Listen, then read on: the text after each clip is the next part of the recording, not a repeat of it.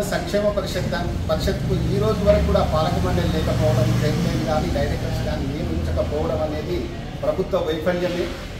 మేము ఎన్ని సంఘాలు పోయి ఎన్నిసార్లు అభ్యర్థించినా మంత్రులు వచ్చి తీయని మాటలు చెప్పడమే తప్ప కార్యాచరణ లేదు.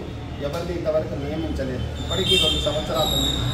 మరి 3 సంవత్సరాల ప్రభుత్వంలో వారు ఎప్పుడు పాలక మండలి వేస్తారు? పేద బ్రాహ్మణులకు ఎప్పుడు ఫలాలు అందుతాయి? ఇది పెద్ద సమస్య.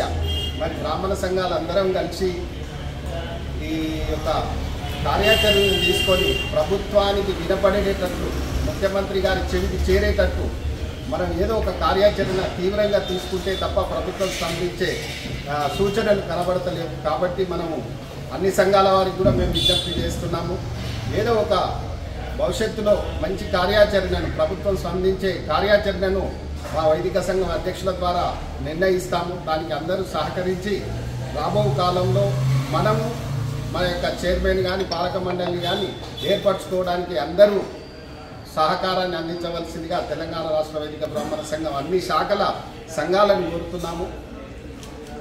కాబట్టి అందరూ ఏకమై ఇప్పుడున్న పెద్ద సంఘ నాయకులకు కూడా విజ్ఞప్తి, అందరం ఏకతాటిపై వచ్చి అందరం నిర్ణయించుకున్నాం కూడా ఏదైనా సమస్య బ్రాహ్మణ సమస్య కాబట్టి అన్ని శాఖల వారు అందరి నాయకులు కలిసి మనం ప్రభుత్వాన్ని తీవ్రంగా ప్రతిఘటించి మనం అనుకున్న సాధించేంత వరకు పోరాడాలని సంఘ నాయకులకు సంఘాలకు విజ్ఞప్తి చేస్తున్నాను.